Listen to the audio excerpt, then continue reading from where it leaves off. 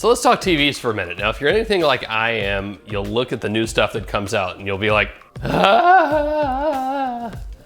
There's some incredible things out there.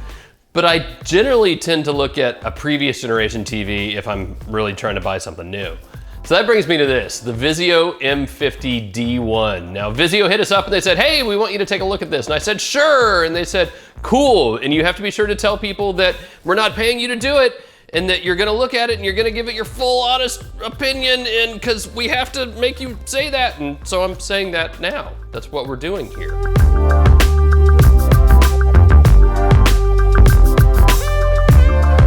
Let's get all the particulars out of the way. This is a 50-inch TV and it's a 2016 model. And the real crazy thing about it is it kind of doesn't have a normal remote. It's got a little cheap remote, but not one with all the buttons you'd expect a remote to have. Instead, it comes with a 6-inch Android tablet.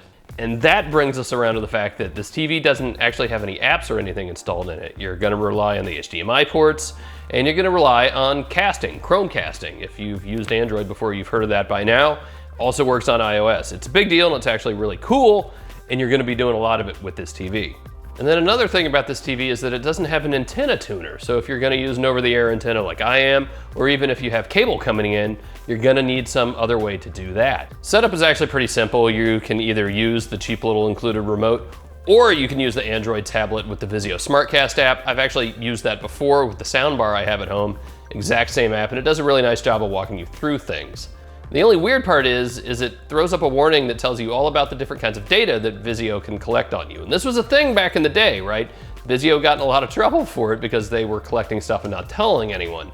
But they changed their policies, and in fact, if you start clicking through, they say, well, we're not collecting any of that on this TV anyway, so don't worry about it. So then why scare me in the first place?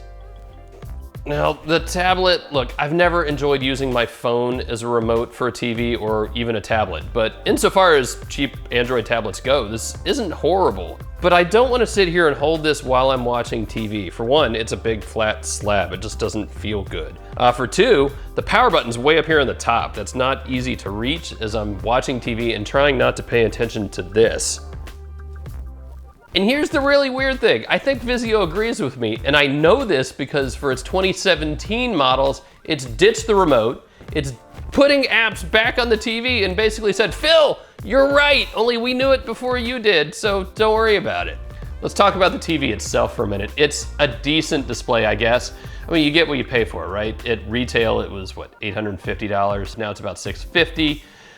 It's LED, so it's good. OLED is better, colors are sharper, blacks are blacker. This is not that. And viewing angles, depending on the size of your room, if you start getting off to the side, things are gonna get a little hazy. Then again, there's the things with the remotes, right? You've got the cheap little plastic one, or the big tablet that's not that much fun to hang on to while you're watching.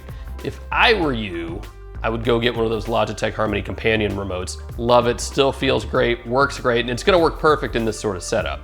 So let's bring it all back around. We've got a decent display. It's not great, it's not high-end, but we knew that going into it. You're gonna save yourself a little bit of money now because it's essentially a 2016 model, but ultimately you're gonna save a little bit of money on what is a pretty decent mid-range, second bedroom, don't put this in the living room TV.